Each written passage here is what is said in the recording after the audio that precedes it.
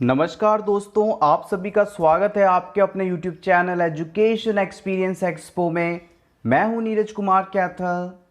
आज हम डिस्कस करेंगे चिकन पॉक्स डिजीज़ के बारे में। ऑल नर्सिंग रिक्रूटमेंट एग्ज़ाम 2020 की प्रिपरेशन के लिए यह क्लास नंबर 25 है। Let's begin. सबसे पहले जानते हैं आखिर ये चिकन पॉक्स डिजीज़ किसके कारण से होता है। चिकन पॉक्स डिजीज़ का पॉजिटिव ऑर्गेनिज्म है varicella zoster virus. Chicken pox एक वायरल डिजीज़ है। इस वायरस को हम शॉर्ट में VZ वायरस के नाम से भी जानते हैं या फिर हम इसे ह्यूमन हर्पिस वायरस 3 के नाम से भी जानते हैं।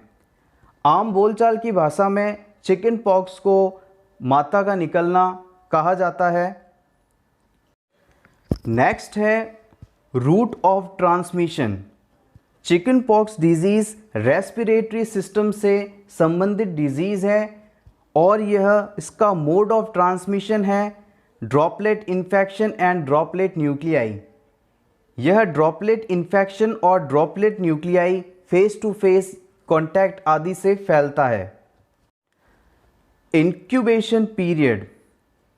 इंक्यूबेशन पीरियड वह समय होता है जिसमें व्यक्ति के डिजीज़ पॉजिटिव ऑर्गेनिज्म के संपर्क में आना और उसके फर्स्ट सिम्टम का अपीयर होना इंक्यूबेशन पीरियड कहलाता है। चिकन पॉक्स डिजीज़ का जो इंक्यूबेशन पीरियड है 7 दिन से लेकर 21 दिन के बीच माना जाता है। एग्ज़ाम पॉइंट ऑफ व्यू से हम बात करें तो आपको प्रीवियस ईयर क्वेश्चन पेपर्स में 14 से 16 ज़्यादातर ऑप्शन में देखने को मिलेगा।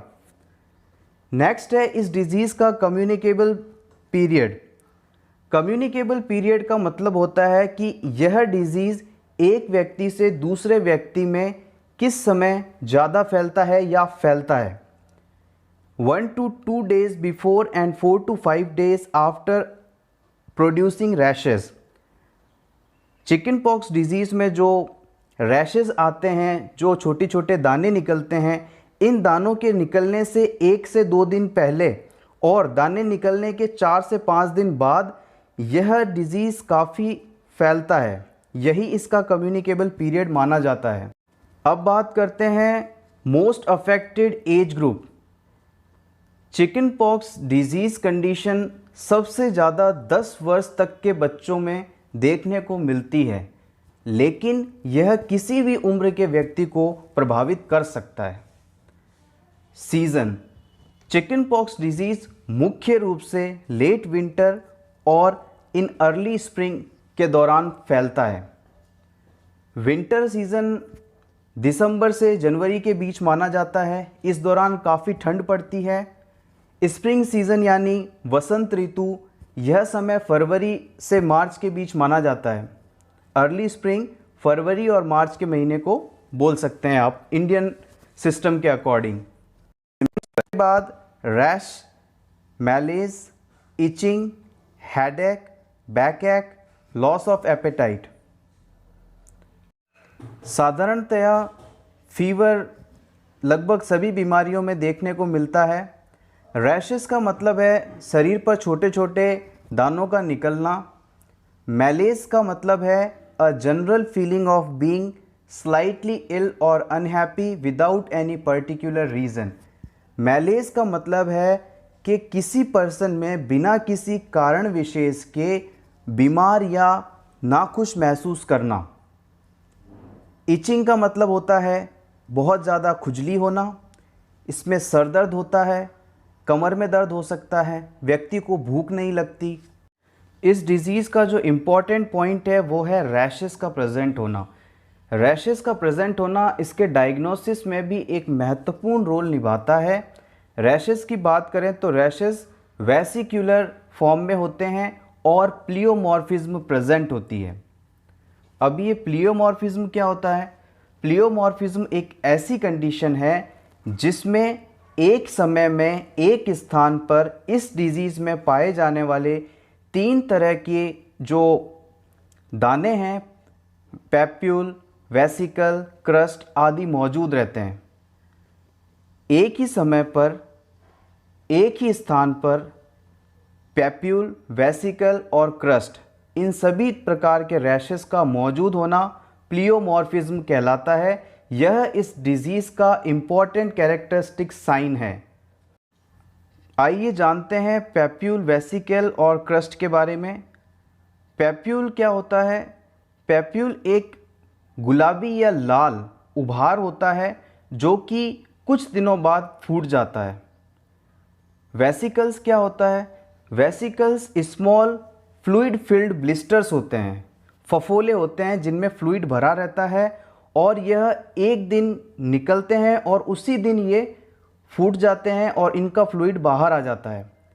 क्रस्ट और scabs which cover the broken blisters and take several more days to heal. अब जैसे ही ये वेसिकल्स फूटी, इनसे फ्लूइड निकल गया, अब ये वेसिकल्स जो हैं यह क्रस्ट और स्कैब्स में कन्वर्ट हो जाएंगी। कहने का मतलब है इनको कवर कर लेंगे क्रस्ट, और इन क्रस्ट को ठीक होने में कई दिन से कई हफ्ते लग सकते हैं।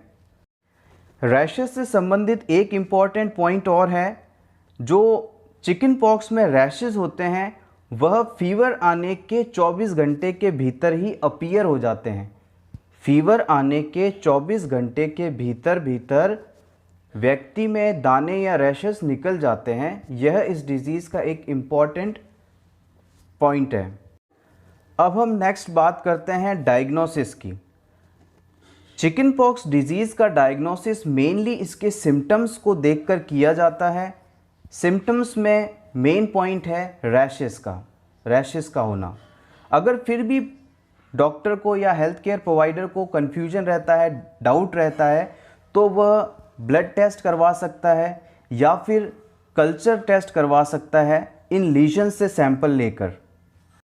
ट्रीटमेंट, इस बीमारी का कोई विशेष ट्रीटमेंट लेने की आवश्यकता नहीं होती।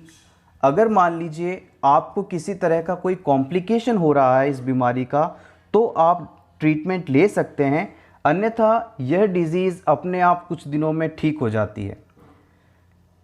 अगर आप डॉक्टर के पास जाते हैं तो डॉक्टर ज़्यादा से ज़्यादा आपको मेडिसिन आपकी खुजली के लिए, इचिंग को ठीक करने के लिए, फीवर और पेन को ठीक करने के लिए मेडिसिन दे देते हैं।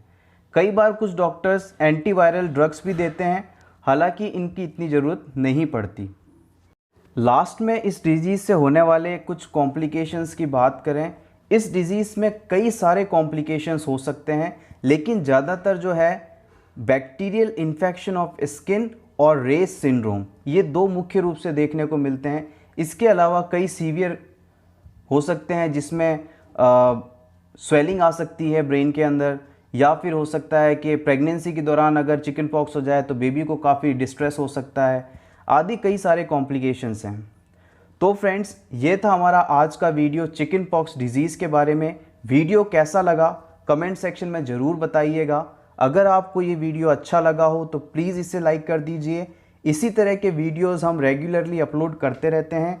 इन वीडियोस का नोटिफिकेशन पाने के लिए आप एजुकेशन एक्सपीरियंस एक्सपो चैनल को सब्सक्राइब कर सकते हैं। Thanks for watching, all the best.